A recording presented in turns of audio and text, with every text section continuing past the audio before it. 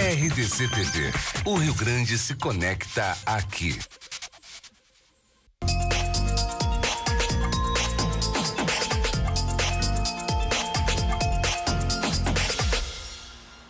Olá, boa noite. No ar, o programa Cruzando as Conversas, a sua companhia de fim de noite, de segunda a sábado. Aqui, especialistas vão discutir sobre temas da atualidade que interferem na vida dos gaúchos e das gaúchas. E esta semana que se encerra não poderia deixar de ser diferente. Estamos em meio às eleições e acontecimentos talvez possam mudar o rumo desse pleito. Por isso que este é o nosso tema de hoje, né? A propaganda eleitoral entrou no ar no dia 31 de agosto, exatamente uma semana de veiculação. O principal fator, né, que impactou na última pesquisa Ibope foi a retirada do nome do ex-presidente Lula da corrida presidencial. No entanto, outro ingrediente trágico foi adicionado recentemente à disputa. Ontem à tarde, o candidato que lidera as pesquisas, Jair Bolsonaro, foi esfaqueado durante um comício em Juiz de Fora, né, no interior de Minas Gerais. No programa de hoje, vamos debater como estes dois fatores poderão refletir nas eleições, além de discutirmos se até o momento houve irregularidades nas campanhas eleitorais, explicar como são elaborados os esquemas de segurança dos presidenciáveis. Afinal de contas, este passa a ser um tema muito relevante também na campanha. E para debater estes temas, recebemos e agradecemos as presenças do especialista em segurança, gestão de riscos estratégicos e antiterrorismo, Gustavo Calef. Boa noite. Boa noite, obrigada pela presença aqui, Gustavo. Do repórter do Jornal do Comércio, né? Da editoria de política, Adriano Moritz. Carlos Vilela. Obrigada, Carlos Vilela. Claro, aqui o Adriano, meu colega aqui, docente também, tá aqui do meu lado, publicitário e professor, né? Adriano Moritz. E do advogado especialista em direito eleitoral, Rafael Morgental. Mas, além dos nossos convidados, né, que nos brindam aqui com a sua presença, a sua participação é essencial para a gente ampliar este debate e este diálogo. Então, envie a sua pergunta, a sua dúvida, através do WhatsApp. Pode ser por WhatsApp, 998169990. Quem quer seu comentário, né, na tela, que apareça na tela, envia mensagens através do Facebook /RDC TV Digital e do Twitter, escrevendo o seu comentário, acrescentando a hashtag Cruzando as Conversas. Eu começo, então, imediatamente com o fato que ainda está efervescente, que foi o atentado, né, o ataque ao presidenciável, né, Jair Bolsonaro, candidato que está, né, neste momento à frente nas pesquisas de intenção de votos e que ainda tem um estado, né, bastante grave, bastante sério de cuidado com a saúde, foi vítima, então, de um esfaqueamento. Vou começar com o Gustavo perguntando, né, esta é sempre uma preocupação, certamente, né, de proteção aos presidenciáveis e, neste caso, a partir deste evento, isto se torna uma preocupação ainda maior. Sem dúvida, é uma preocupação que deveria ser muito maior há muito tempo, né? Eu chego a dizer que nós, no Brasil, nós brincamos de segurança, né? Realmente... A gente tem mais sorte que juízo, Gustavo? Nós, muito mais sorte que juízo, muito mais sorte que juízo. Nós damos muita oportunidade. E não por culpa da Polícia Federal, não por culpa de quem está organizando a segurança do candidato, mas por culpa da nossa cultura. Nós somos um povo extremamente reativo. Nós esperamos que os problemas aconteçam para começar a debater sobre o problema, né? Então, no meu entendimento, é inadmissível que um candidato à presidência da República estivesse com a estrutura de segurança que estava naquele momento, né? Quando se faz uma análise de risco, se formos observar, o candidato sofre mais risco do que o próprio presidente, porque existe disputa. Na presidência, a disputa pode ser talvez do vice que queira subir, ou outros problemas que a gente acaba sofrendo, que são os riscos, como nós tivemos quantos presidentes no mundo já mortos por questão de... principalmente por questões passionais, né? Mas não diretamente por concorrência, né?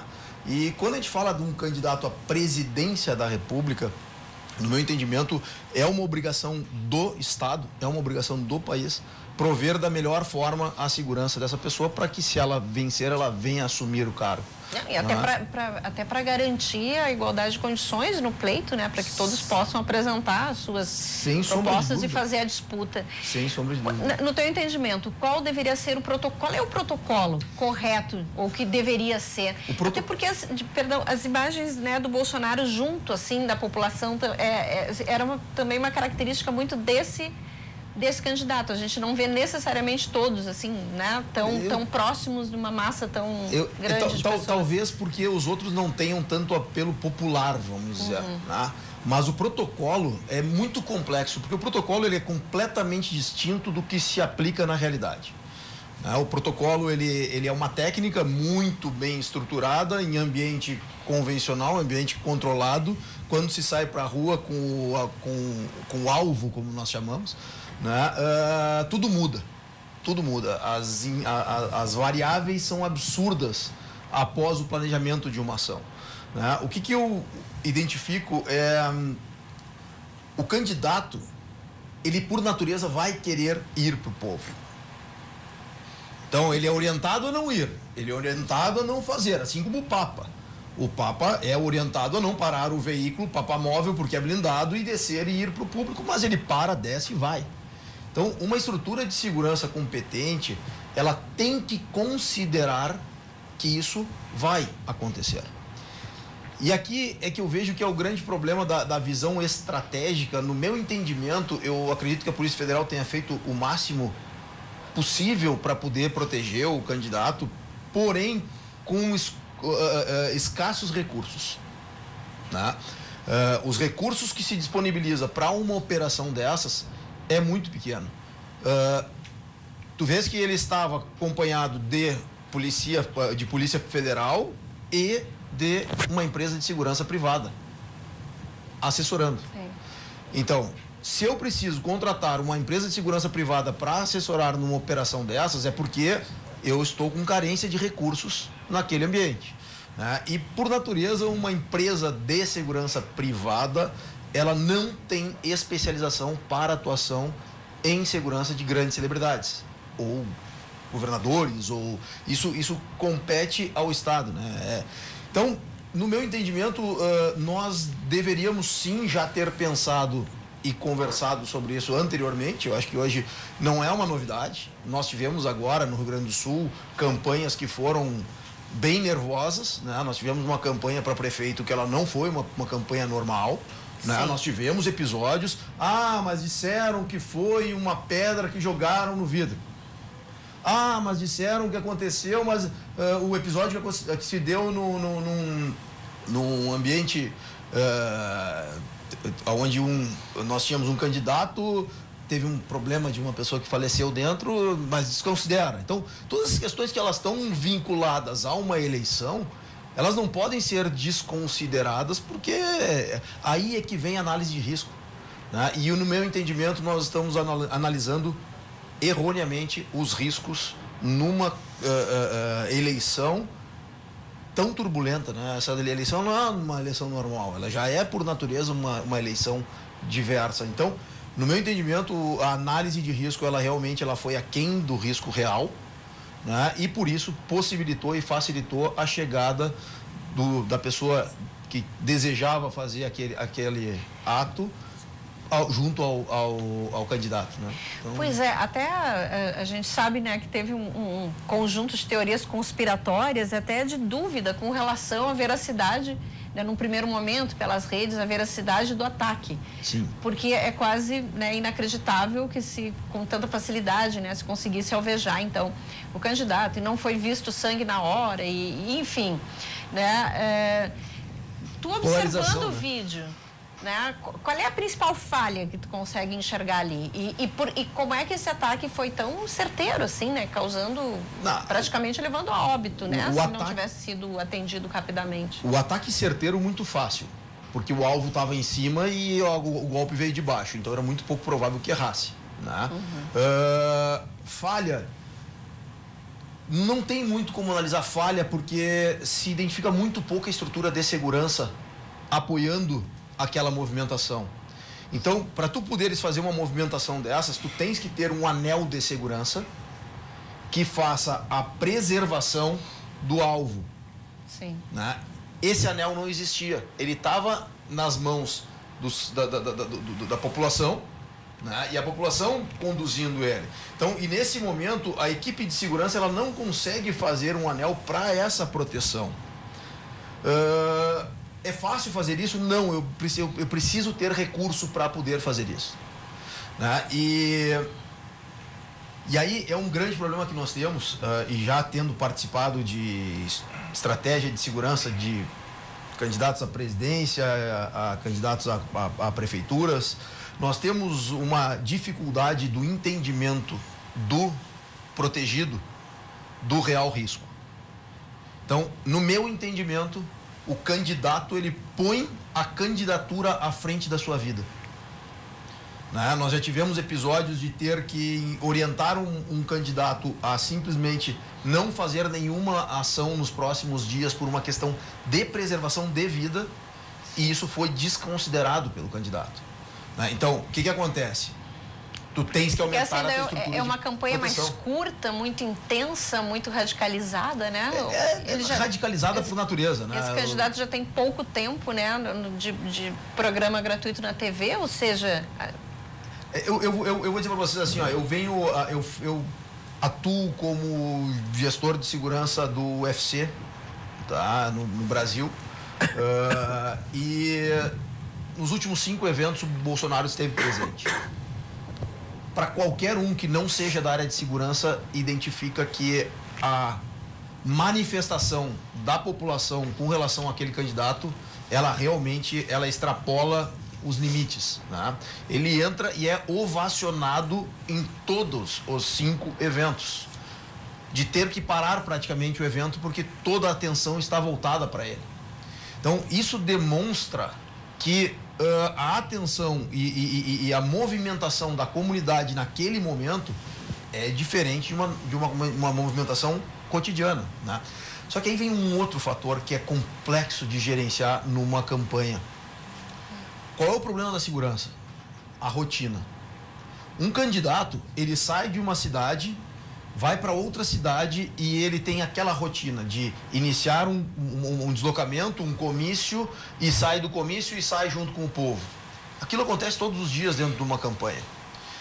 Com uma agenda prévia divulgada, naturalmente, né, para que o público possa comparecer. O que acontece? A estrutura de segurança, como não aconteceu nada no dia anterior, nem nos 2 dias anteriores, nem na semana passada, não vai acontecer nada. O legítimo não dá nada, né?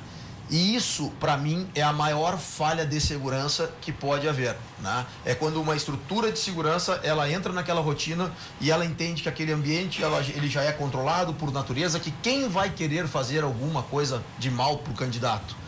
Né? Quando se fala em política, quando se fala em situações passionais ou situações estrategicamente estudadas e orientadas, é muito difícil tu prevenires. Então, por isso, a robustez na estrutura de preservação e proteção, ela é muito necessária, muito necessária. Bom, daqui a pouco a gente vai retomar, então. Eu queria dirigir uma pergunta para os jornalistas, para os colegas aqui, para o jornalista publicitário, em primeiro momento. Como disse, essa é uma eleição com especificidades, né? Uma eleição, é a maior eleição até agora, né, realizada no país, com 147 milhões, né, de eleitores aptos para votar, né, um número de candidatos que supera só 89, que teve 22, a gente tem 13 candidatos, né, à presidência da República. Num total são 28.160 candidatos aí disputando o voto do eleitor. E acontece, né, esse fato trágico, que de certo modo ilustra um ambiente, né, de disputa muito radicalizado, né, com muito insulto, com muita briga. E eu gostaria, num primeiro momento, depois a gente vai esmiuçar melhor isso aqui, até com a sua participação, não esquece aí de mandar, né, hashtag no Twitter, né, Cruzando as Conversas, ou no Facebook. a gente vai esmiuçar aí como é que fica também as possibilidades, né, pela frente de cada candidato. Mas no entendimento de vocês, né, uma campanha, ela tem também muito de simbólico e de disputa, né, da comunicação, né, essa disputa discursiva e passional. Esse evento, vocês entendem, né, tu pela cobertura que faz, o professor pelo conhecimento, né, na área de publicidade e propaganda, que pode ser um fator divisor que efetivamente possa alterar os rumos da eleição?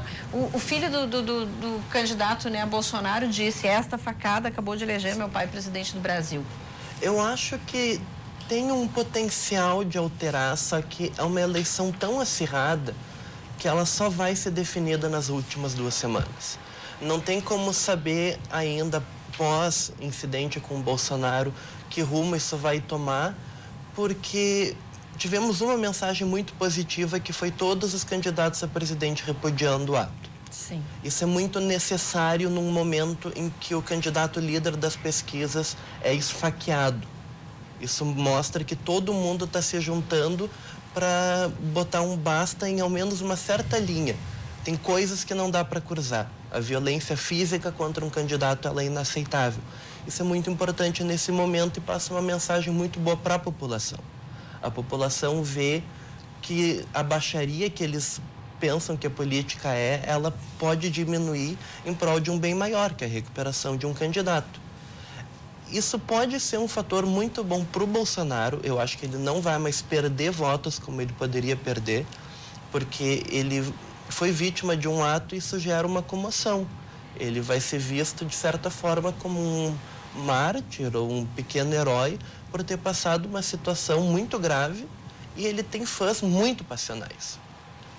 Os fãs dele, os eleitores dele, ao ver o ídolo deles tomar uma facada, isso vai direto no subjetivo deles. Eles se sentem apunhalados também. E eu acho que para o Bolsonaro, obviamente, usar o termo tirar proveito político é um pouco forte. Mas há um capital político em cima disso, porque ele é tão visado politicamente que ele acabou sendo vítima de um golpe desse. Quem sai perdendo na disputa, na minha interpretação, é o Geraldo Alckmin. Nós concordamos, daqui a pouco a gente vai... O Geraldo Alckmin tem 40% do tempo de tela no horário eleitoral. Sim, ele tem 5 minutos contra 8 segundos do Bolsonaro. Sim. 400 e tantas inserções contra 8 inserções do Bolsonaro. E a estratégia... Agora, a exposição midiática do candidato Bolsonaro agora supera... Com certeza. Mas a estratégia original do Alckmin era tirar votos do Bolsonaro. Os outros candidatos, Ciro, Marina, eles não têm esse potencial. O Alckmin tem. Então, ele vinha focando a campanha dele em usar mais ou menos 1/3 desse tempo em desconstruir a imagem do Bolsonaro, em apontar os problemas, as falhas de modo do bem Bolsonaro. enfático, até mesmo agressivo. Sim, assim, de um modo que, observando uma campanha publicitária, é muito interessante a mensagem que eles estão tentando passar. Ela é direta, ela não é sutil, dizendo cuidado com a violência. Teve o vídeo da bala atravessando vários objetos, aquilo é para ficar na cabeça do eleitor, é para repercutir, para ele conversar nas paradas de ônibus. O Alckmin não pode mais fazer isso agora. O Alckmin não pode mais usar a questão da violência para criticar o Bolsonaro, porque o Bolsonaro foi vítima de uma violência física. Ia ser uma insensibilidade grande do Alckmin seguir na mesma linha de campanha, porque ele vai perder voto. Na minha visão, ele pode perder votos, porque vão pensar: Bolsonaro acabou de sofrer um ataque desse porte e o Alckmin está lá criticando ele de uma forma veemente e assertiva na TV. Então, o Alckmin vai ter agora, nesse menos de um mês para a eleição, ter que reorganizar a campanha dele na televisão de cima a baixo. Essa facada atingiu a campanha, essa campanha vai ter que ser repensada. Está de acordo com essa análise? Estou de acordo, Sandra. Professor. Boa noite. Boa noite. Eu acredito que os marqueteiros dos outros candidatos estão sem dormir algumas horas em função disso, porque, como ele bem falou, tem que rever toda a estratégia. E no caso do candidato do Alckmin, que batia muito forte, até porque era da onde ele podia girar, eu acho que é uma grande interrogação na sequência da campanha dele. Porque o que acontece? Propaganda tem muito a ver com ideologia, né? Com ideias enraizadas na cabeça das pessoas. Então, já tem quem tá, as pessoas já definem e tem aquele meio, né? Dos indecisos. E para o Bolsonaro, até prova em contrário, vai ser, lamentando o ocorrido, vai ser muito bom, porque ele já começa a angariar simpatias. Essa questão de fake news, a esquerda está comemorando, é odioso falar isso, só que começa a propagar essa ideia e as pessoas vão ficando com vontade de ajudar, no caso, quem foi esfaqueado.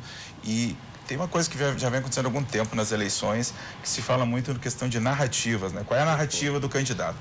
O cara que meio que inventou isso aqui no Brasil foi o Lula, sem entrar no mérito, né? Quando trouxe aquela coisa do nordestino, do operário, e ele usou muito bem isso. E o Bolsonaro, por outro lado, usa muito bem essa coisa, ele é o cara comum, já que a gente está falando de estratégia. Então, assim, ele é aquele pai de família que está cansado, né? Ele é o pai daquela menina que, de repente, passa e corre sérios riscos no trabalho, coisa e tal. Então, ele personifica isso. E a campanha já percebeu isso e vão combinar. Esse corpo a corpo é fundamental, porque ele não tem horário político. Sim. Ele não tem horário político. E o colega falou aquela questão do UFC que eu desconhecia, é fantástico isso, né? Então, quer dizer, essa campanha dele é muito das ruas. E aí deve ter tido um grande erro de estratégia, coisa e tal, porque o corpo a corpo, no sentido literal, parece ser uma bandeira dele, e nesse caso foi até uma armadilha do destino. Mas agora vai ter uma coisa muito boa, que ele fora do horário eleitoral ele está aparecendo muito mais. Ele monopoliza as mídias agora. E vai acontecer mais ainda. E ele aparece não como um discurso da propaganda ou da publicidade, mas como um personagem do jornalismo que Exatamente. Foi vítima de um atentado grave e inaceitável. Dentro né? dessa narrativa, ele é um personagem fantástico hoje para a mídia. Exatamente. Um personagem fantástico. E um personagem, geralmente, que... como é que tu vai falar mal dele agora? Até ficaria constrangido de falar mal para ele. Então, assim, ó... É uma estratégia que surgiu e agora, assim, ó, cada dia a mais no hospital, cada boletim médico, ele está na mídia e ele está ganhando ele cada tem vez campanha, mais. Gravando vídeo muito foi vulnerável, assim, ó, né? Foi Ainda em recuperação. Sem entrar no mérito da questão da violência, que é um absurdo, mas em termos estratégicos, assim, isso vai gerar muito voto para ele, vai constranger as pessoas de falarem mal dele até o fim.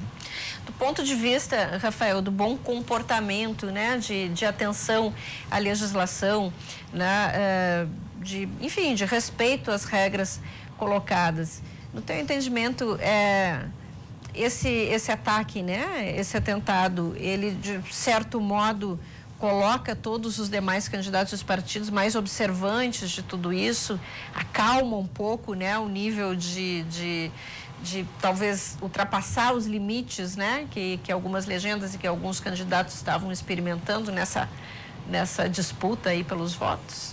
Bem, em primeiro lugar, gostaria de saudar os colegas aqui da bancada e um abraço especial à audiência. Eu vou ficar com o gancho do Calef quando ele fala que nós brincamos de segurança no Brasil. Nós não brincamos só de segurança, nós brincamos também de democracia. Nós parece que não levamos as coisas a sério e quando algo da realidade nos chama, vem o choque. Porque hoje a gente deveria estar comemorando 196 anos da independência, 129 anos de uma proclamação de república, porque parece que até agora a república ainda não foi feita. Um 7 de setembro que não choveu, que aliás é uma coisa histórica em Porto Alegre, né? Estamos aqui consternados, também atravessados simbolicamente por essa faca. Como disse o colega, não temos como passar de certos limites sem consequências graves. Então, eu acho que agora é um momento de luto e eu escolhi a veste preta, não foi à toa. O meu otimismo foi lá embaixo. Eu estive 2 ou 3 vezes nesse programa e a gente trouxe aqui uma mensagem de otimismo, uma mensagem de paz, de um entendimento de política que é a arte da persuasão, a arte de convencer pelo argumento, de saber o momento de ceder e de recuar. por motivos que talvez a gente ainda não saiba apreciar e que a história vai contar, nós estamos numa guerra hoje no Brasil. Ela começou como uma guerra de palavras, de lado a lado, não há inocentes aqui. Como diz o Peninha esses dias, são 200 milhões de culpados pelo que está acontecendo no Brasil. Ele se referia à questão do museu, mas eu acho que a gente está num grande contexto de violência, de agressividade, de desprezo às instituições, desprezo à nossa memória, desprezo ao outro. E o que aconteceu ontem, independentemente da motivação, se há mandante, se há um ato de loucura, é inadmissível. Não é só uma falha de segurança, é uma falha com a própria compreensão do que é a democracia. Nós estamos transformando a democracia numa guerra, quando nós justamente inventamos a democracia para evitar a guerra. Então, agora voltando à tua pergunta, depois dessa pequena explanação inicial, sim, as candidaturas, os jurídicos das candidaturas, mas especialmente o pessoal da comunicação vai ter que repensar o que dizer para a população e para o eleitorado depois que, mais uma vez, a vida de um candidato à presidência da República foi violentada, porque, ao que se sabe, ele ainda não saiu 100% do risco de morte. E o fato foi grave a ponto de tê-lo matado naquela hora. Quer dizer, foi um golpe de sorte a sobrevivência, pelo relato que o Calef nos deu aqui desse problema de segurança que ele teve. Então, o que nós vamos fazer depois disso? Qual é o próximo passo? Eu tenho a impressão de que há dois caminhos aí. Ou a coisa vai degringolar de vez, e quem tem condições que fuja, porque realmente, se nós brincamos de segurança e brincamos de democracia, quem vai recolocar as coisas nos seus devidos lugares? E essa candidatura, inclusive, e isso é uma coisa simbólica e até irônica, era a candidatura que prometia fazer isso. Talvez até de uma forma entusiasmada demais, com palavras duras, o que tem justificado do outro lado essa vibração nojenta que você acabou de mencionar aqui. Nós não podemos tolerar violência com ninguém. Aquele que acha que o discurso do Bolsonaro é violento e está hoje comemorando, ele não se diferencia em nada daquilo que ele critica. Então está na hora da gente botar a cabeça no lugar e entender que a democracia é um jogo. Ela tem 4 anos, 2 anos, 4 anos, e depois a gente volta e joga de novo e redistribui as cartas. Não vai ser na faca. É uma tarefa para todo dia, Não vai ser na faca. Eu vou deixar uma questão, a gente vai fazer um breve intervalo, dá tempo de você também, né, se organizar aí para nos mandar suas questões, opiniões, perguntas, mas com relação ao discurso, né, do candidato Bolsonaro, e aí pensando também na legislação eleitoral. Chegou a haver um recurso, né, contra o gesto que ele fez quando pegou o tripé e disse que estava ali para fuzilar, para metralhar, né, para fuzilar os petralhas, né? E houve, não teria sido um momento, né, no entendimento de vocês de uma punição mais dura para impedir esse tipo, né, de incitação à violência e não relativizando, né, e muito menos justificando a violência que depois o próprio candidato sofre, né? Sim. Mas se houvesse talvez mais rigor, talvez poderia impedir a chegada de um ato tão extremo. Eu vou deixar vocês pensando, você em casa também. A gente vai fazer um rápido intervalo, você não sai daí. A gente volta logo em seguida. Já, já.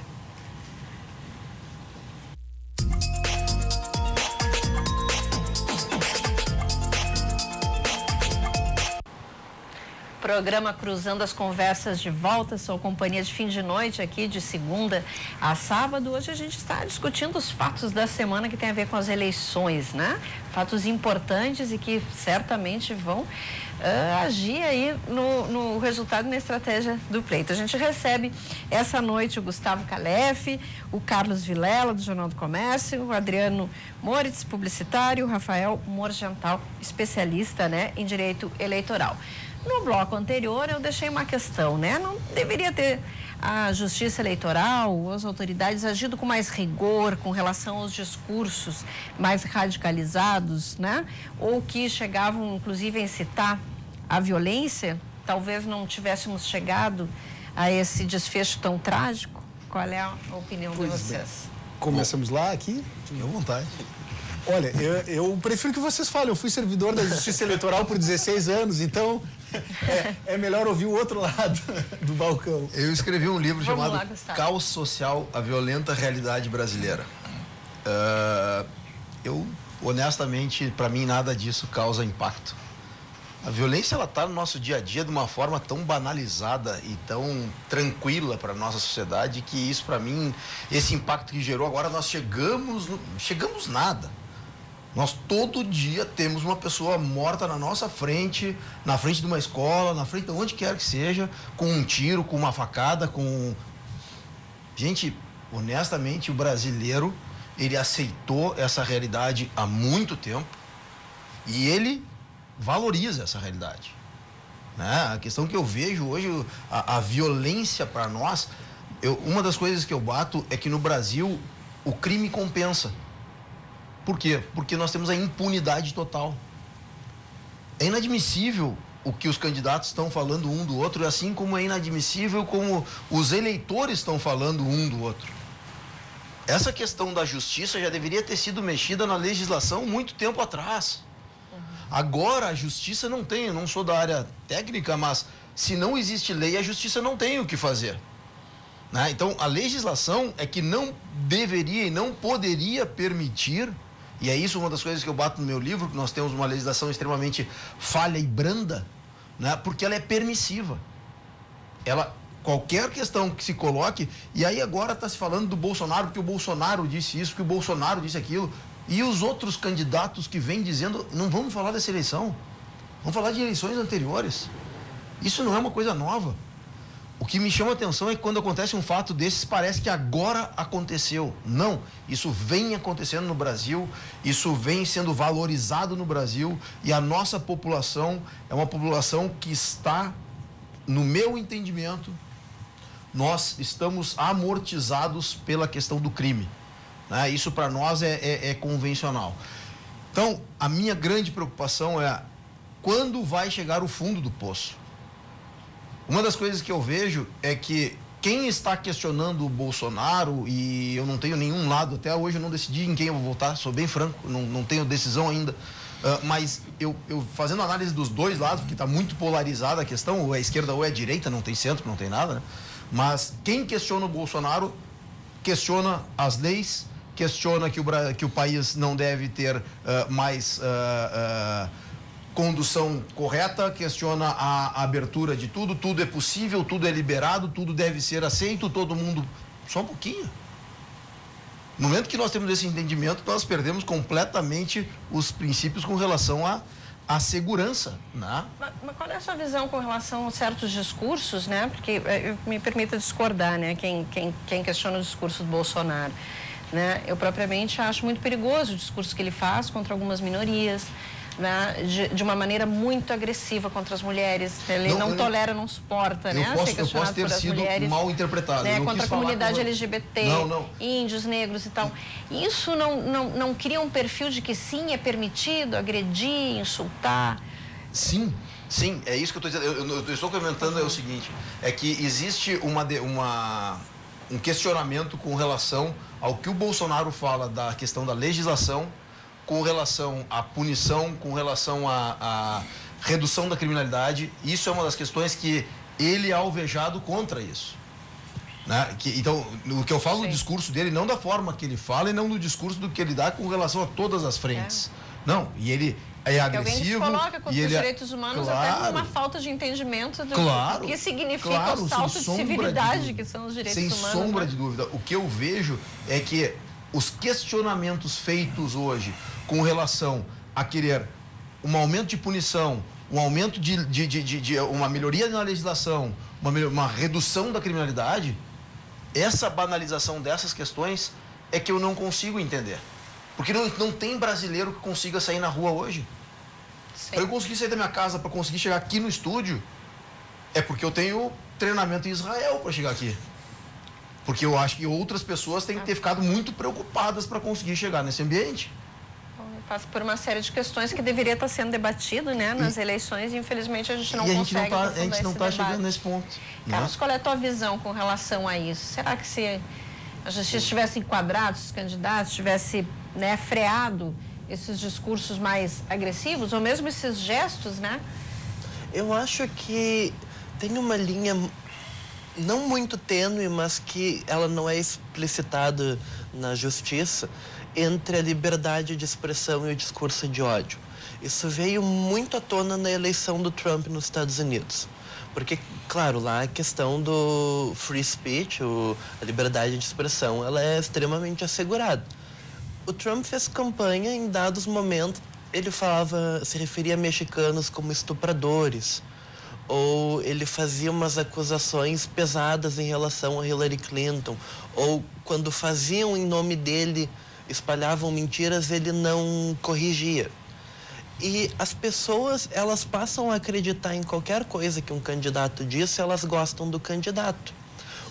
Nos Estados Unidos se criou um rumor que a Hillary Clinton estava gerenciando uma rede de pedofilia dentro de uma pizzaria. Isso levou a um homem ir com uma arma e atirar lá dentro. Eu não me lembro se chegou a falecer alguém ou algo assim. Mas a gente vê agora, nesse caso, a pessoa que atacou o Bolsonaro, ela era uma paranoica. Ela também era uma pessoa motivada pelo ódio. Ela tinha ódio da maçonaria. Por quê? Eu não sei. Mas é aquela pessoa que acha que, por algum motivo, a maçonaria controla o mundo. E essas pessoas, elas são movidas a ódio, elas respondem a ódio. Ou o que elas interpretam como ódio. Muita gente na direita, por exemplo, considera o discurso do Lula cheio de ódio. Assim como muita gente da esquerda considera o do Bolsonaro cheio de ódio. Eu não vou entrar na discussão de quem está correto ou não. Dito isto, é inaceitável que um candidato diga, mesmo ironizando, que vai fuzilar um grupo específico de pessoas de certa ideologia. Porque tá certo que isso é uma metáfora simbolizando nós vamos tirar eles do poder. Só que o público não está querendo ouvir metáfora. O público olha para o candidato e ele quer uma coisa concreta. E o público que ouve um candidato dizendo eu vou fuzilar todo mundo de tal partido, aquela pessoa deseja de certa forma. Ela não quer, por exemplo, nesse caso, ter a petralhada mais no poder no Brasil. Então, isso devia ser condenado não necessariamente pela justiça, mas pela sociedade. Só que a sociedade não está condenando porque a sociedade está gostando de ver. Não quero generalizar a sociedade, mas o público engajado politicamente, ele não interpreta um ato violento num discurso como motivo de repulsa.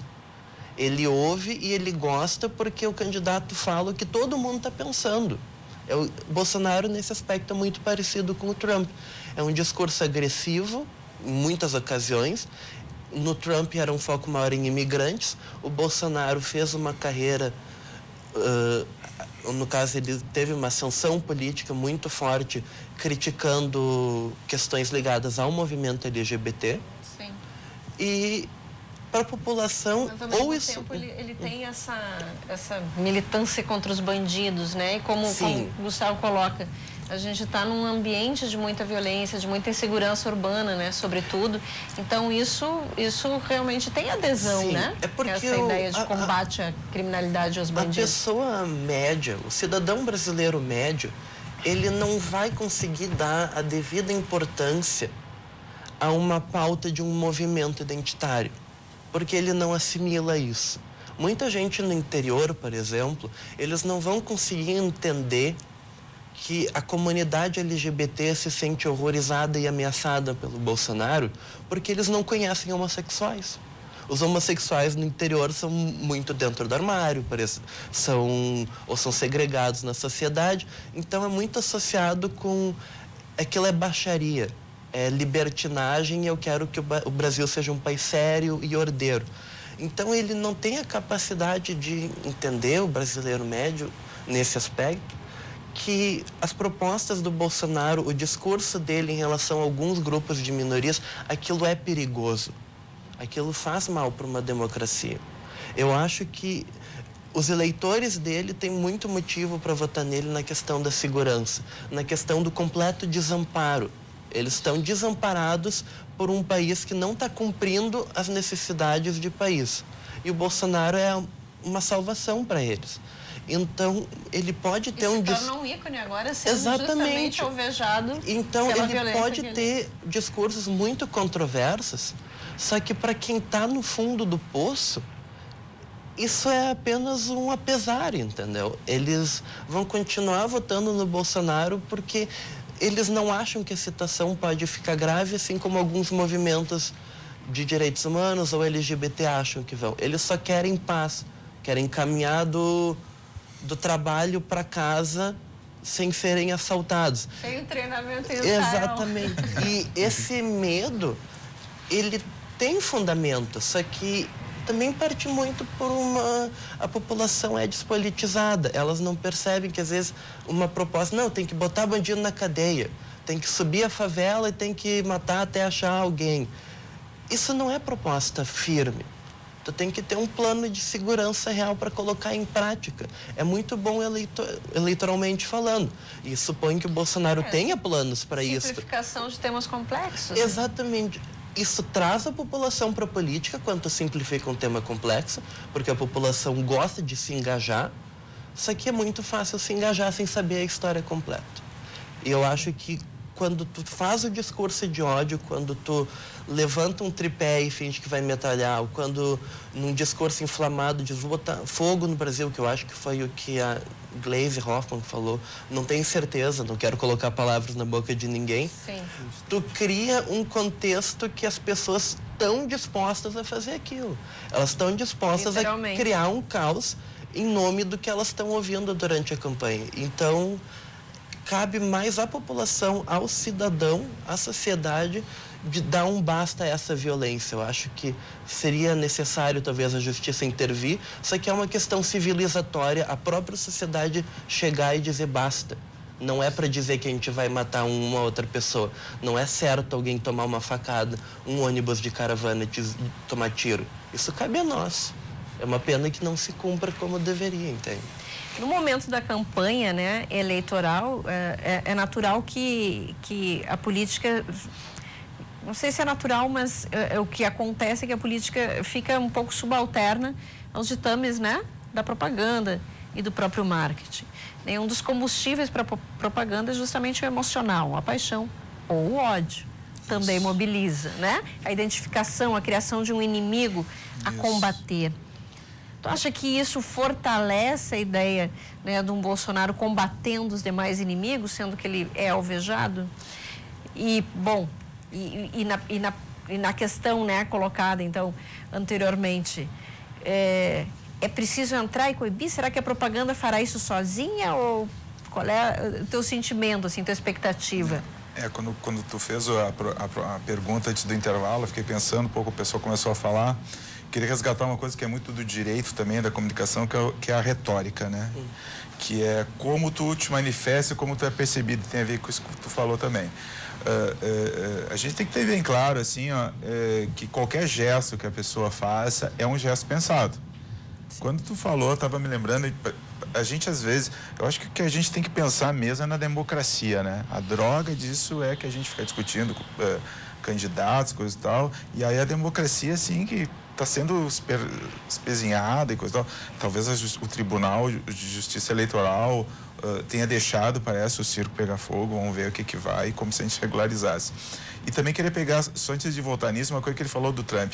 Eu acho que a gente não pode se desesperar e pensar assim, ó, que vai acabar o mundo, pessoal. O colega falou agora, daqui a 4 anos, vai lá e resolve, né?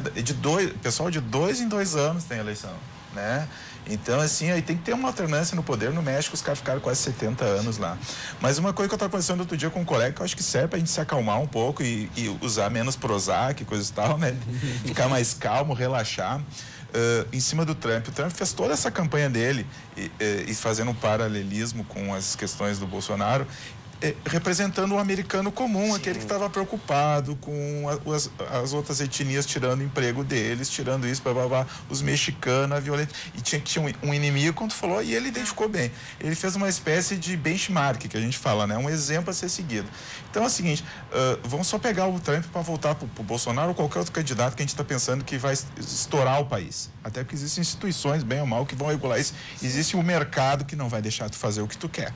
Existe uma Câmara que tu vai ter que negociar. negociar isso. Pode ser bom, pode ser ruim, como a gente viu nos governos. Mas o Trump dizia claramente, eu vou fazer o muro, não vai entrar mais nenhum mexicano aqui, e quem vai pagar a conta são os mexicanos. Quantos milhões de votos isso aí gerou? Vai ver lá, que nem disse um conhecido meu outro dia. Eles estão fazendo o muro, sabia?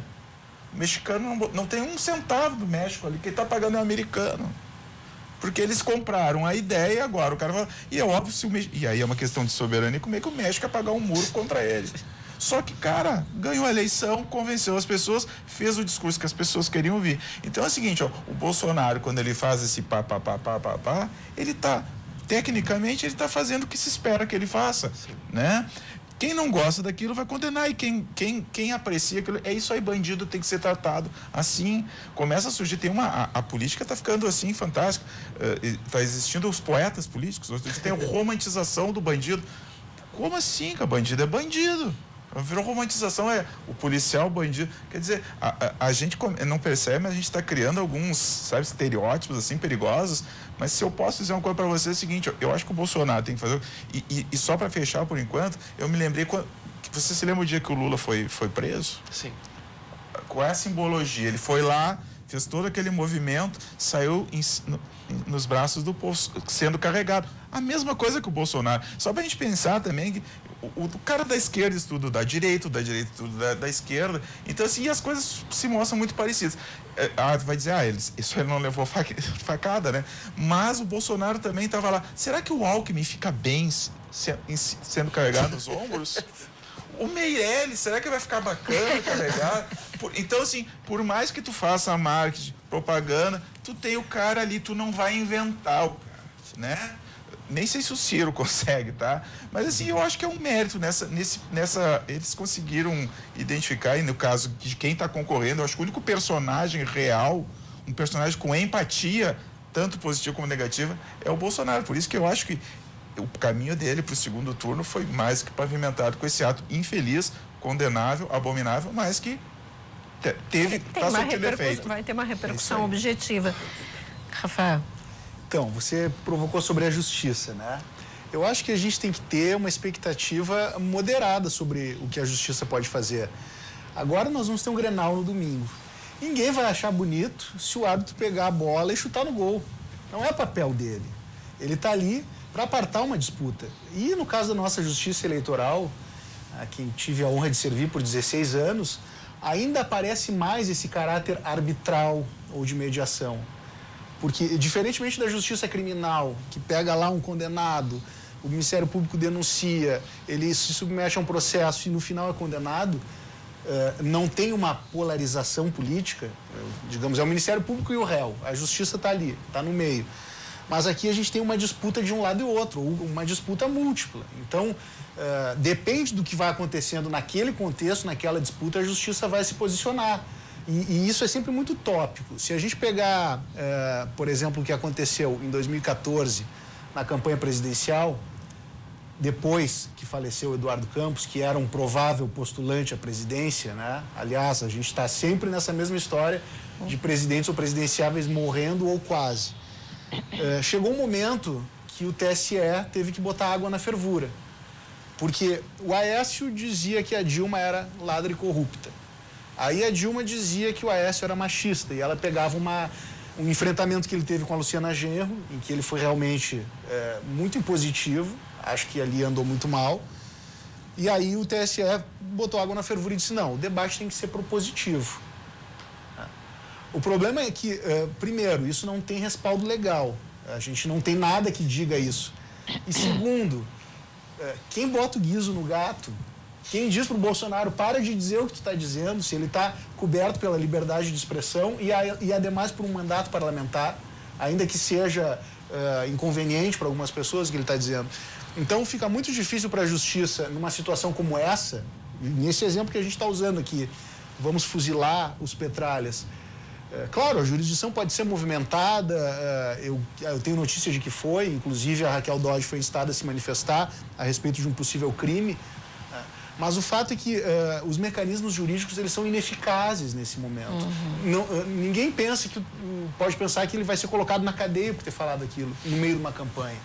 Aliás, a gente já pegou um presidenciável que era o líder nas pesquisas e colocou na cadeia. E isso já gerou um efeito de perturbação.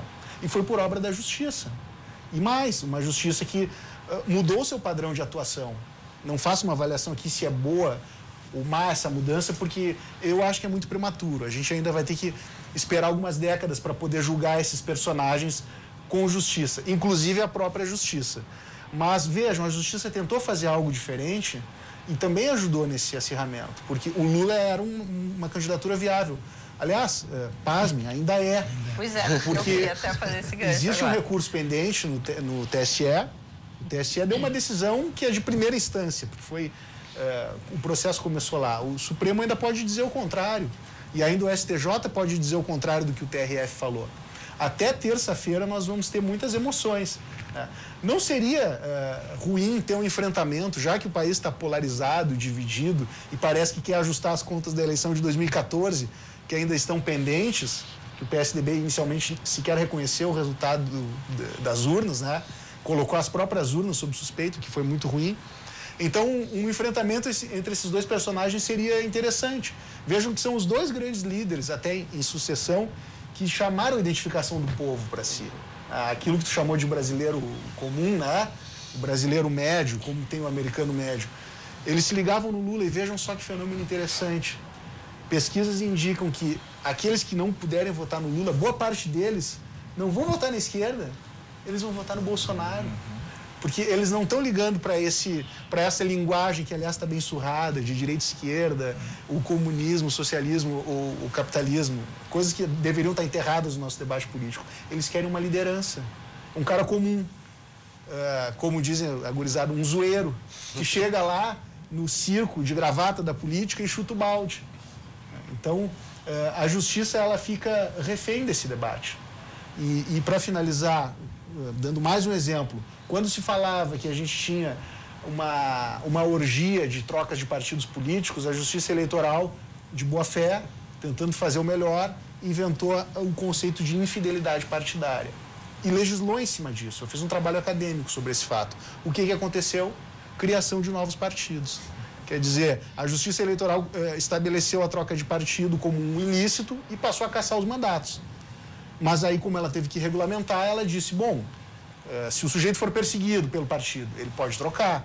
E aí ela foi vendo hipóteses. E uma das hipóteses que ela achou, bom, se o sujeito trocar de partido, se ele criar um novo partido, ele não vai perder o mandato. E aí a gente teve uma avalanche de partidos. Então, é muito perigoso a gente achar que a justiça vai resolver os nossos problemas, achar que o Sérgio Moro é a solução do Brasil, quando a saída está na política. A justiça eleitoral, como qualquer outra justiça no Brasil, tem mecanismos, mas eles são mecanismos de correção, não são mecanismos de atuação. Nós temos que atuar na política. Agora, fazer a boa política, né? Não a política do ódio. Inclusive, tolerar quem pratica o discurso do ódio, porque aí é que está o paradoxo, né, da tolerância. Será que devemos ser tolerantes com os intolerantes? A minha resposta ao Karl Popper é sim. Incrivelmente a democracia suporta o ataque à democracia? A linguagem é uma violência simbólica, tá? Ela é muito forte. Pessoas se suicidam. Ela sempre é o início da violência. Né? É o início da violência, mas ela ainda está no plano ideal. Quando ela se materializa, ali nós rompemos a fronteira. E aí as consequências podem ser graves. Bom, vou chamar um novo intervalo, então. Daqui a pouquinho a gente volta. E a questão, né, para o nosso próximo bloco, que eu queria propor para a gente iniciar o próximo bloco, vocês já irem pensando, são as duas principais ausências, então, né, que a gente pode derivar desta semana, né? Tanto do primeiro colocado na intenção de votos, que é o ex-presidente Lula, mas que tem a sua candidatura aí negada, e talvez o herdeiro de parte, né, desse capital aí, que seria Jair Bolsonaro, que por hora também, né, ainda está em estado bastante delicado no hospital em função do atentado que sofreu. A gente faz um rápido intervalo e o Cruzando as Conversas já volta.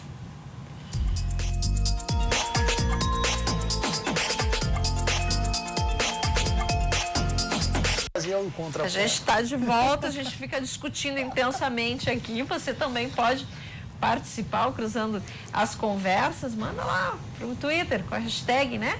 Cruzando as Conversas, ou pelo Facebook, ou também, agora eu perdi aqui o número. Vamos lá, ou pelo WhatsApp. Vou achar. Era isso, só um pouquinho. Vamos lá, o número do WhatsApp. Não achei. Daqui a pouco eu dou. A questão, né, no bloco anterior. Tem duas ausências, então, em função dos acontecimentos desta última semana, né?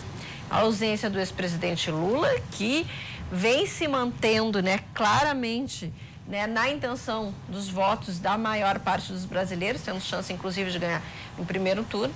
E a ausência, agora, pelo menos temporária, se espera que a recuperação, né, seja rápida, seja breve, do candidato, então, que se posiciona, saindo Lula, né, da disputa, no primeiro lugar. Começo contigo, Carlos. Tu acha que o Lula perdeu aí o monopólio do drama, ou seja, era vítima que não podia participar do pleito, e não digo isso como um juízo de valor, digo, né, como ideia também estratégica e discursiva, né? De certa forma, sim. Eu acho que a estratégia de ir com a candidatura do Lula até o final, ela é muito interessante de um ponto de vista simbólico. Ela segue, como a gente estava falando de narrativa antes, ela segue uma narrativa muito bem articulada, muito bem costurada pelo PT. Mas o Haddad, por exemplo, o Haddad está perdendo tempo. O PT está perdendo tempo. Porque com esse incidente com o Bolsonaro, esse ataque que ele sofreu, o Lula deixou de ser pauta. O Bolsonaro agora é o grande nome da política nacional. Está na vitrine ininterruptamente. Porque e nesse momento, o Haddad já deveria estar como candidato para poder assumir a liderança do PT e da esquerda que ele representa para poder se posicionar em relação a isso. Eu venho acompanhando muita gente que votaria no Lula se o Lula pudesse concorrer e que agora vai votar no Ciro. Porque eles cansaram dessa incerteza que o PT acabou causando com esse concorre ou não concorre do Lula, o Haddad é vice ou é cabeça de chapa, quando é que a Manuela entra em jogo. Eles ficaram um pouco cansados com isso. O opinião já passou da hora, já devia ter assumido logo o Haddad. Claro, isso não cabe a mim, é uma decisão política que cabe aos partidos, né? Eu nem quero julgar muito, porque certo e errado hoje em dia são conceitos que parecem que não existem mais. Mas o Ciro está conseguindo capitalizar muito bem na ausência do Lula. Ele não conseguiu no começo da campanha. Ele está conseguindo agora. Eu acho que agora que o Bolsonaro está na tela mais do que o Lula, por causa do incidente que ele sofreu, as pessoas vão começar, que votariam em alguém da esquerda, elas vão pensar, não vou votar no Lula, porque o Lula não vai poder concorrer. Elas têm medo do Haddad não conseguir governar, então elas estão indo para o Ciro Gomes. O Ciro Gomes também tem um apelo forte de salvador nacional. Sim. Ele tem um discurso muito valente, muito galo, e cheio de palavrão, e fala na lata, e chama o Temer de ladrão e fulano de quadrilha. Isso o povo quer ouvir. Então, ele funciona um pouco como uma alternativa nos moldes do Bolsonaro, que é uma alternativa um pouco do desespero e do desamparo, só que dentro da esquerda. Tem muita gente na esquerda que já percebeu, o Lula não vai concorrer. Então, eles querem ao menos alguém que possa derrotar o Bolsonaro no segundo turno. Não sendo grosseiro, obviamente, mas não tem como. Quem ganha e quem perde. Meu entendimento. Alguém perde porque fica limitado a bater no Bolsonaro, que é de onde ele pode roubar votos. O que o Alckmin precisava dessas 2 primeiras semanas de setembro para crescer. Lula, nessa transferência para o Haddad, a gente não sabe como vai se dar. O Alckmin precisava crescer agora. Ele não vai conseguir. Acho. Porque ele perdeu o maior trunfo da campanha dele, que era criticar o Bolsonaro o tempo todo. Ele não pode mais. Quem é que sobra? Ciro e Marina. O Haddad pode crescer? Poderia. Só que agora que o Lula não está mais tanto tempo na mídia, as pessoas podem perder o desinteresse um pouco nele e vão querer votar em quem já tem a propaganda tocando na TV, em quem tem panfleto com o nome liberado para estar escrito pela justiça, porque A justiça impediu algumas propagandas com o Lula. E essa é uma campanha bem curta, diferente? Sim, todos Por exemplo, de quando aconteceu, né, a tragédia com o Eduardo Campos, né, que Aquilo foi começo de agosto? Exatamente. Aí há uma transferência para a Marina de uma maneira muito imediata, né, e depois ela acaba perdendo fôlego Sim. Todos os políticos que eu entrevistei até agora, tanto dos candidatos a deputado, até mesmo recentemente eu conversei com a Ana Amélia, ou dos candidatos à presidência e vice, todos disseram: essa campanha não tem dinheiro, essa campanha não tem tempo. Todos argumentam que eles estão fazendo um trabalho de formiguinha e trabalhando contra o tempo porque eles precisam levar a mensagem deles com uma campanha que é limitada. E o PT sofre muito com essa limitação, porque eles têm menos tempo, eles têm menos dinheiro e eles não têm o candidato deles na rua para poder fazer campanha. E chegando tão perto da eleição, ainda mais agora com o ataque ao Bolsonaro, especialmente a esquerda vão querer sossego. Eles vão querer alguém que eles podem votar para ver se o Brasil para de pegar fogo tão abertamente.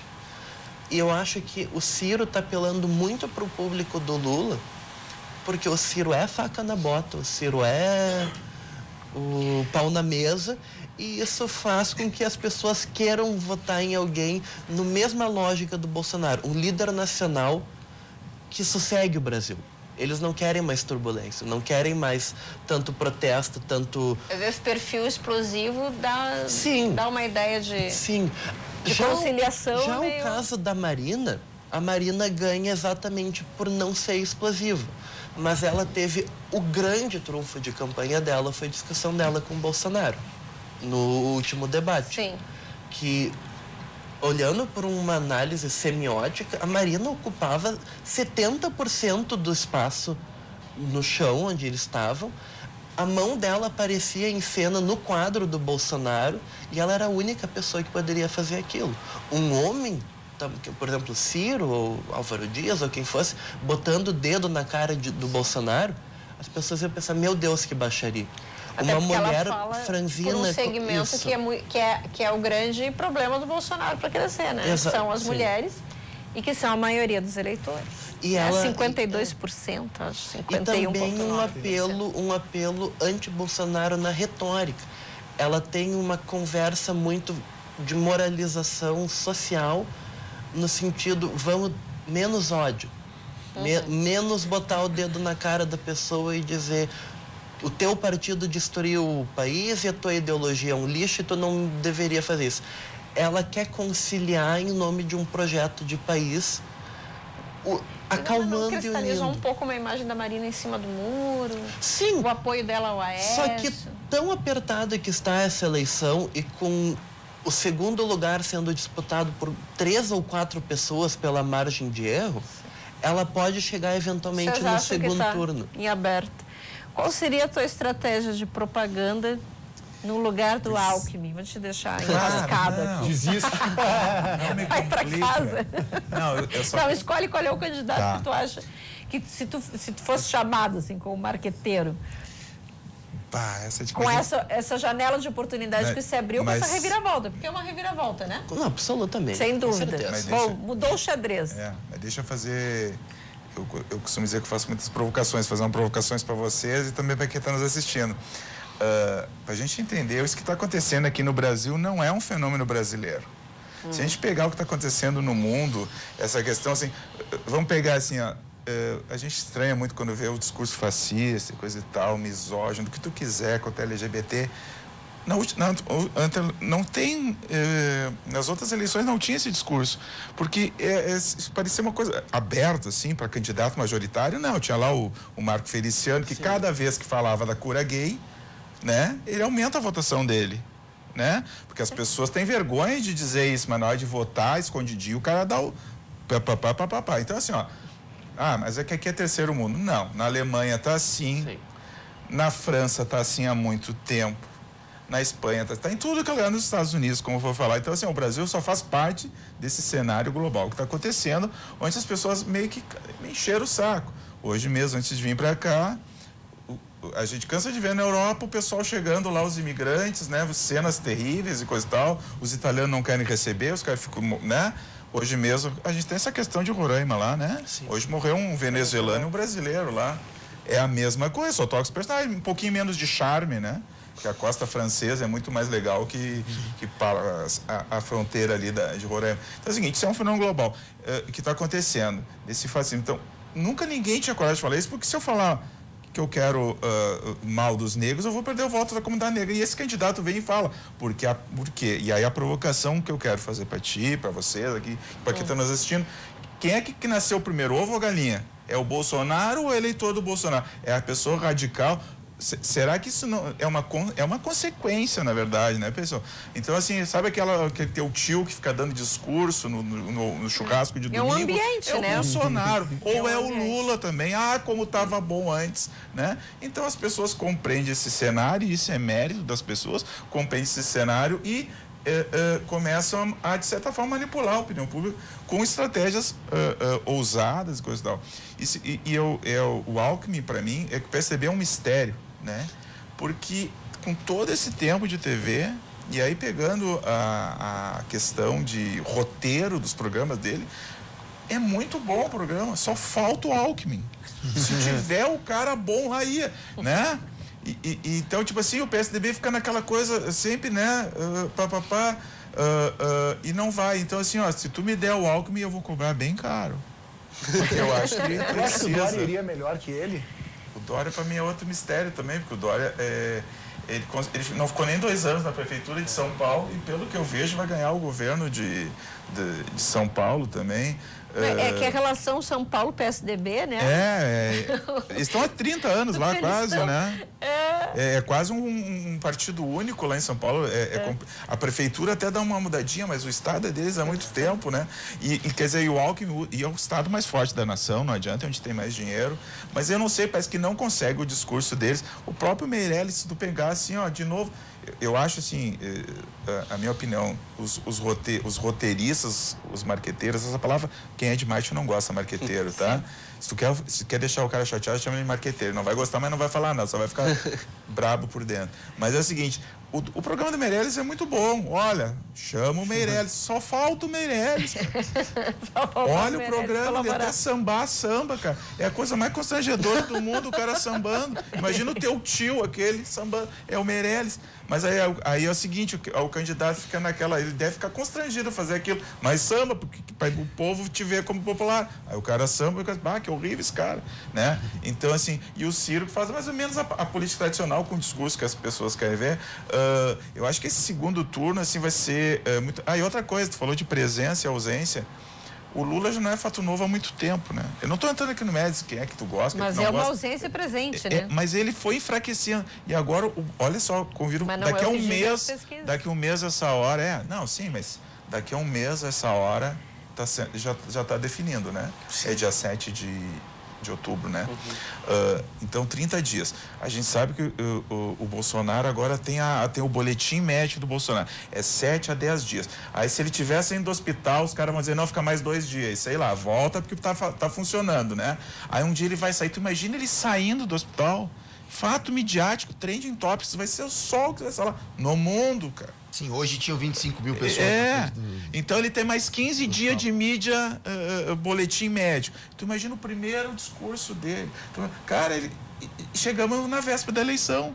Então isso aí, ó, é fantástico para quem trabalha com isso. Tu acha que o Ciro pode encarnar, pode se beneficiar? O exemplo do Carlos associando primeiro a verve que ele tem, né? O discurso articulado, né? Com um jeitão meio... É o louco com estilo, explosivo, né? Uma coisa assim. Mas ele tem uma coisa, eu não sei se alguém assopou para ele, ele nunca bateu forte no Bolsonaro. Ele, inclusive, fala, meu colega, né? Respeitosamente. Foi o primeiro a se manifestar e cancelar a agenda, talvez, né? Exatamente, talvez ele, ou alguém, a gente nunca sabe quem é o mentor, mas ele é um cara já com bastante vivência política.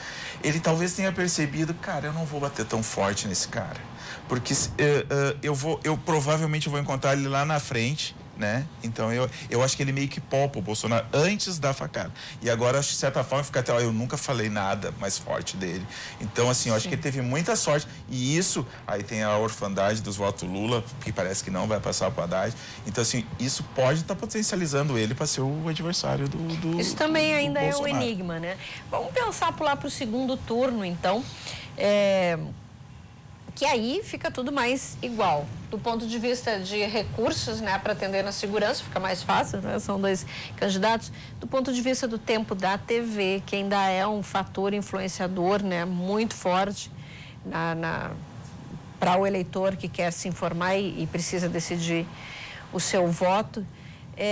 Qual é o segundo turno que vocês imaginam e em que condições de segurança, de propaganda, de cobertura midiática? Que, aliás, me causou uma certa surpresa a cobertura midiática com as imagens utilizadas do candidato em sala de cirurgia. Eu achei algo que elas a gente necessárias. Debateria mais. Eu achei elas necessárias. Até insuficientes, eu diria, porque eu não sei se é uma curiosidade mórbida, mas um fato assim, do jeito que a vida é hoje, né? Nós vamos nas entranhas das pessoas com redes sociais e com celular, é uma foto só, né? É um momento que as pessoas só acreditam nas coisas quando elas veem as coisas acontecendo. E nem assim, às vezes, meu caro, porque veja só, eu tenho recebido teorias da conspiração dizendo que isso é uma encenação. Tem As pessoas muito não forte. acreditam mais nos seus próprios olhos. Então, que falta de evidência que Então, a imagem a gente tem aí. Elas acreditam no que elas querem ver. A fake news, na verdade, ela é isso. Nenhuma pessoa que olha uma fake news, ela fica surpresa. Ela olha, ela pensa, eu já sabia. Ela vê... Se a fake news está de acordo com as suas Exatamente. convicções, ela se abastece ali e passa adiante, né? Eu vi recentemente, eu vi um vídeo que era do Lula defendendo o nazismo. Era um vídeo picotado. Os cortes não eram nem sutis, cortava no meio da frase e começava na outra. E foi publicado esse vídeo como uma denúncia. O que, no momento, me deixou muito preocupado, que mostra o nível de ignorância de algumas pessoas de acharem que, em 2018, um possível candidato à presidência vai defender o nazismo em um vídeo público. Mas aí A imagem tem que ser mostrada, porque senão as pessoas vão interpretar esse fato só do jeito que elas querem. Porque é a tendência. Num país polarizado, existem duas notícias. A notícia de quem é anti-Bolsonaro, a notícia de quem é a favor do Bolsonaro. Tem que achar a raiz, o denominador comum disso, para poder ter as suas suspeitas, como qualquer um tem o direito de ter, mas tem que sempre seguir a história oficial, porque se a gente perde credibilidade até num boletim médico, o que vai sobrar de civilização? Pois é. Bom, eu retomo a pergunta. Qual é o segundo turno que vocês imaginam que possamos ter? Tem 2 minutos para cada um. Começa aqui com o Gustavo, do ponto de vista também da segurança, né? Que é a tua especialidade. Bom, do ponto de vista de segurança, eu acredito que a gente vai ter um segundo turno com uma segurança bem mais robusta, né? Porque, obviamente, com esse fato, os órgãos competentes vão elevar a guarda, como a gente diz. E vão ter uma estrutura de segurança mais robusta, isso eu não tenho a mínima dúvida.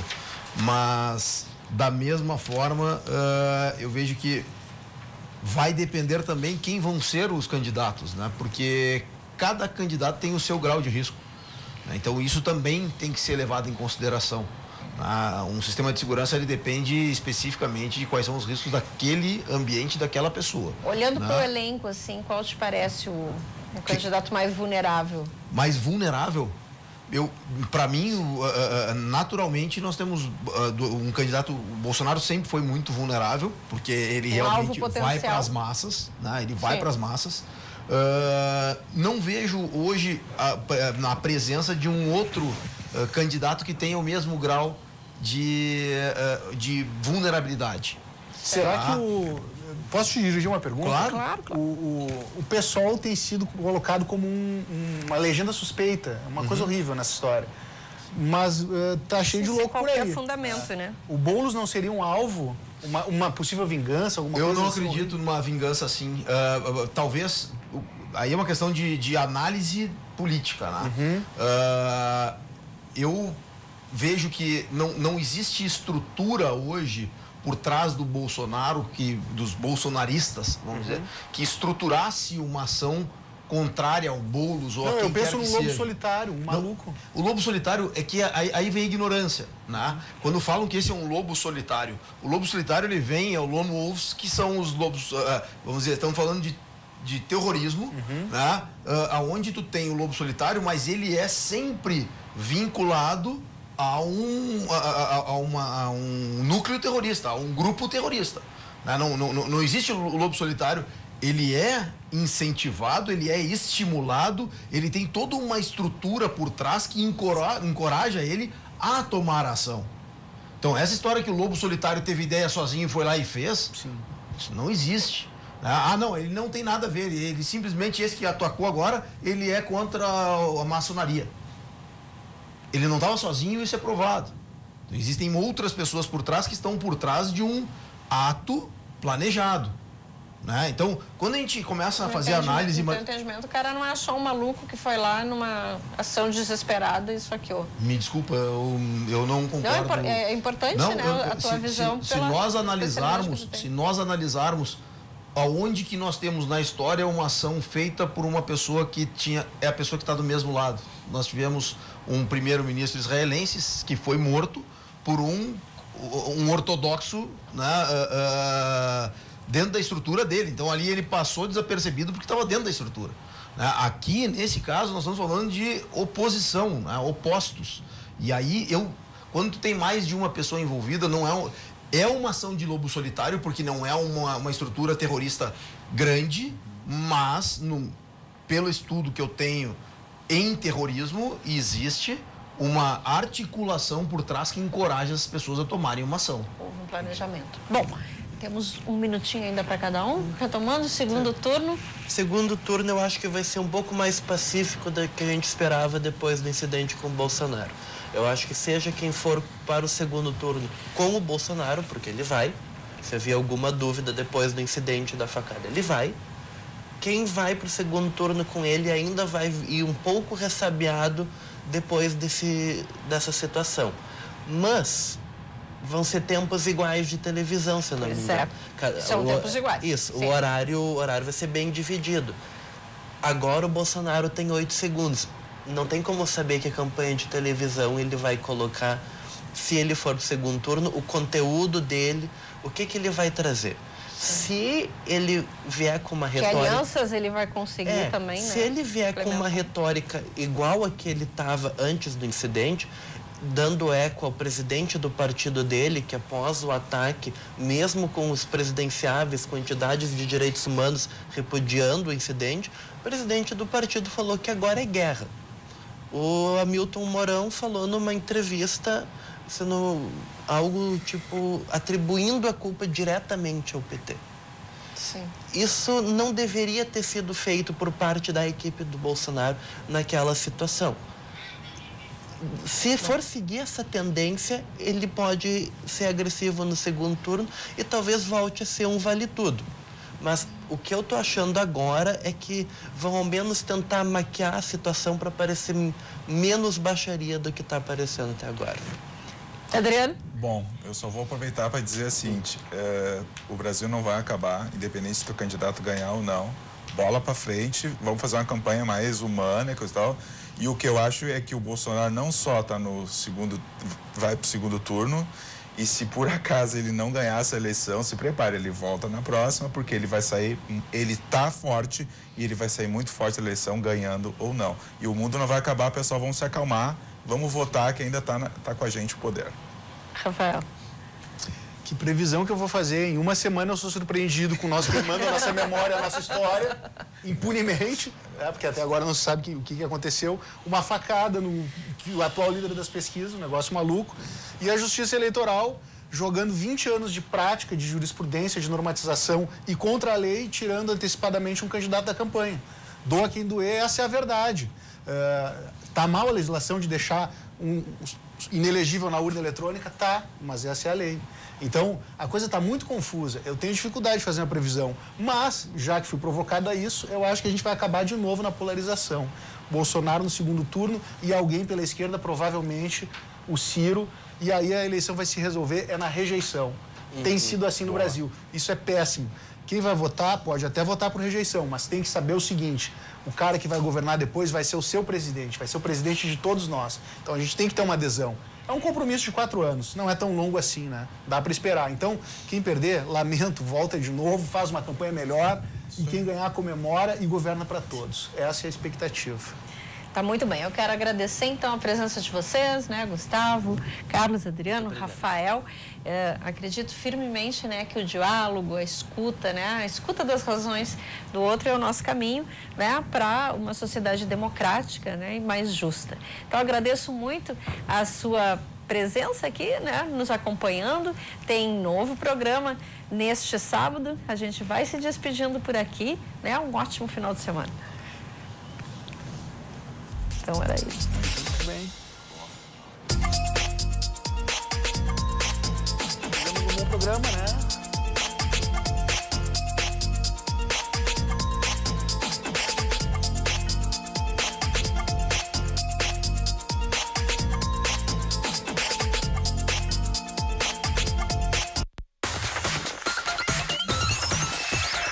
RDC TV. O Rio Grande se conecta aqui.